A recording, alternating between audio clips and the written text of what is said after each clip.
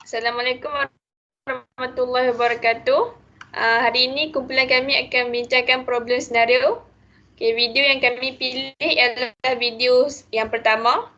Isu yang terdapat yang dalam video pertama itu ialah masalah pengangguran para siswa Zah. Pengangguran masalah yang baru. Kadar pengangguran anak muda Malaysia sebenarnya lebih tinggi daripada purata pengangguran kebangsaan. Walaupun sebelum COVID-19, pada tahun 2019, kadar pengangguran rakyat Malaysia yang berumur antara 20 hingga 24 tahun adalah 3 kali ganda lebih tinggi daripada purata pengangguran kebangsaan.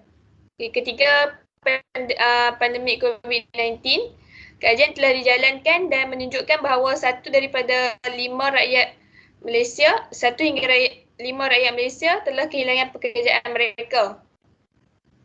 Yang lebih merisaukan ialah kira-kira 2 juta rakyat Malaysia dijangka akan menjadi pengangguran. Isu lain yang terdapat dalam video tersebut ialah sebab utama siswa Zah susah untuk mendapat pekerjaan dan sebab siswa Zah tidak diambil bekerja.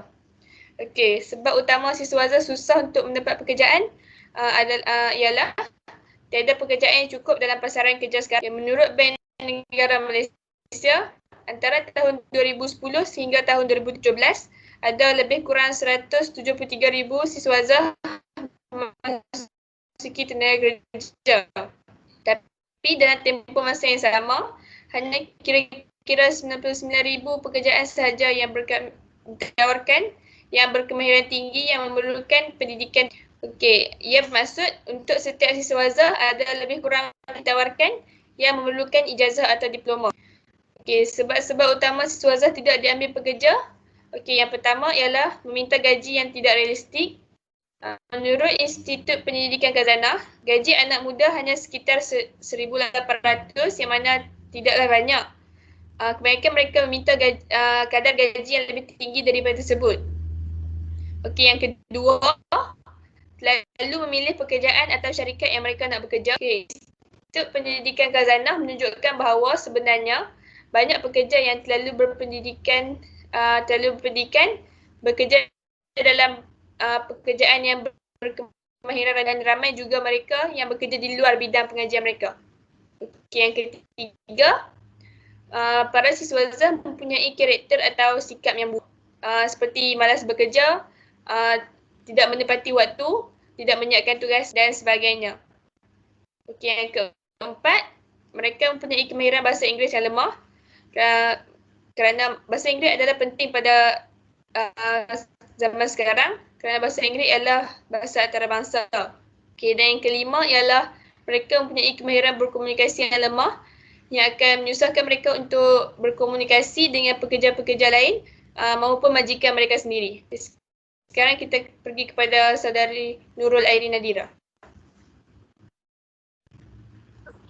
Terima kasih kepada saudari Amirah Izzati.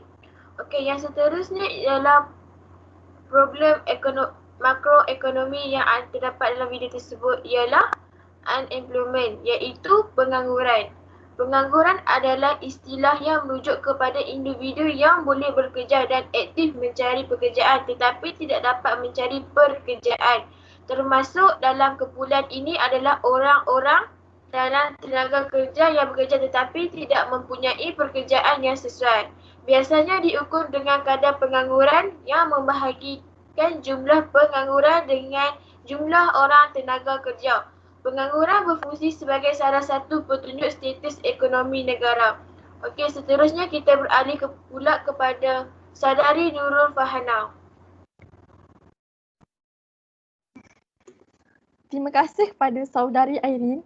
Sekarang saya akan membincangkan tentang masalah bagi mengatasi masalah pengangguran.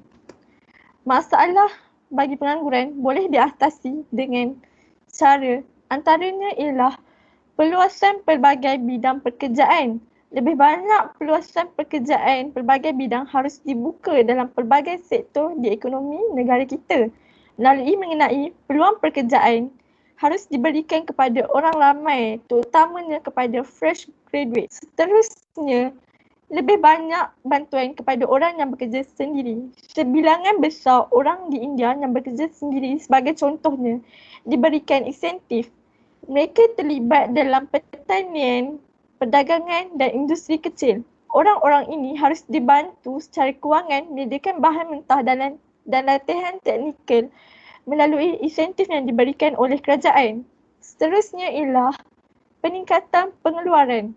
Untuk meningkatkan pekerjaan, ia amat penting meningkatkan pengeluaran di sektor pertanian dan industri. Pembangunan industri kecil dan pembuatan harus digalakkan dalam sektor ekonomi. Selain itu, pekerjaan penuh dan lebih produktif adalah objektif utama dasar pekerjaan untuk meningkatkan peluang pekerjaan dan produktiviti pekerja. Kerajaan harus mengamalkan dasar yang memberikan pekerjaan kepada semua orang iaitu rakyat di Malaysia. Akhir sekali ialah perubahan teknik perindustrian iaitu teknik pengeluaran harus sesuai dengan keperluan dan cara negara iaitu negara Malaysia. Ia amat penting bahawa teknologi berintensifkan pekerja harus didorong sebagai pengganti teknologi intensif moden. Ini akan menyebabkan berlakunya pengangguran geseran iaitu pengangguran di atas kadar 4% dan dapat mengurangkan pengangguran di negara kita. Seterusnya saya memberikan kepada Nura Amira. Okey, kesimpulan daripada perbincangan kita pada hari ini adalah terdapat pelbagai penyebab pengangguran di seluruh dunia. Penyebab utama adalah peningkatan populasi, perubahan teknologi yang cepat, kekurangan pendidikan atau kemahiran dan juga kenaikan kos. Pelbagai kesan pengangguran merangkumi masalah kewangan, sosial dan psikologi.